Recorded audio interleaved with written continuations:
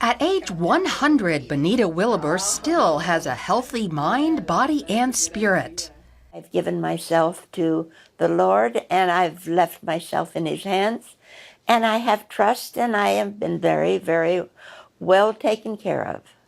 She's not alone. There's an unusually high concentration of centenarians in her hometown of Loma Linda, California.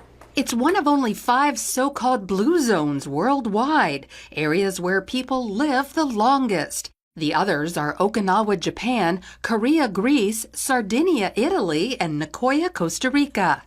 Loma Linda is an hour east of Los Angeles. About 250,000 people live here. The reason they're so healthy is because most of them are Seventh-day Adventists.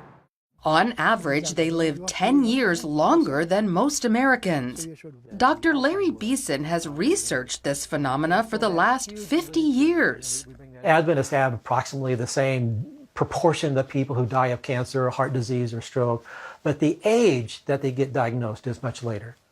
They strongly adhere to the belief of respecting the human body as a temple of the Holy Spirit. That means no alcohol, no tobacco, and following a plant-based diet. In Christianity, we have the Holy Scriptures.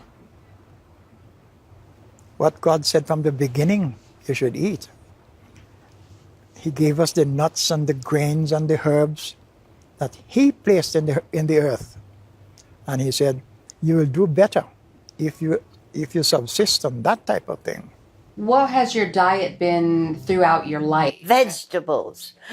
My sister liked fruit. Well, I do too, but vegetables had priority, and I like them raw. Many Adventists, like Benita, are total vegetarians. Others will eat a little dairy, while some occasionally consume fish, and there are those who eat small amounts of poultry and beef. These choices lead to different health outcomes. The more flesh foods you eat, the more Alzheimer's, the more heart disease, the more cancer, the earlier the death occurs. Where going the other direction, as people move toward the removing flesh food from the diet, there tends to be a delay in the onset of the diseases. Diet isn't the only factor in these longer lives. Seventh-day Adventists strictly observe the Sabbath. Every Saturday, they rest to recuperate from the week and recharge for the one ahead. Also, to spend time with friends, family, and God.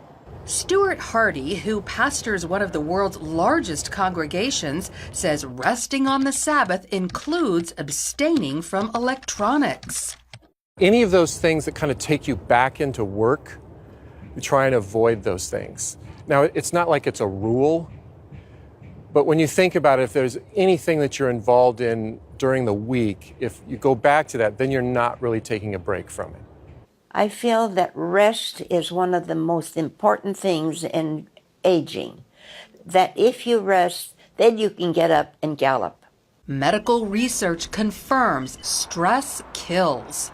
Science has always kind of had some kind of tension with religion, particularly in contemporary society. So it's great to be able to read something in the scriptures that suggests what we should do, and then science is not only affirming it, but even giving us more specific understanding of why it benefits us so much.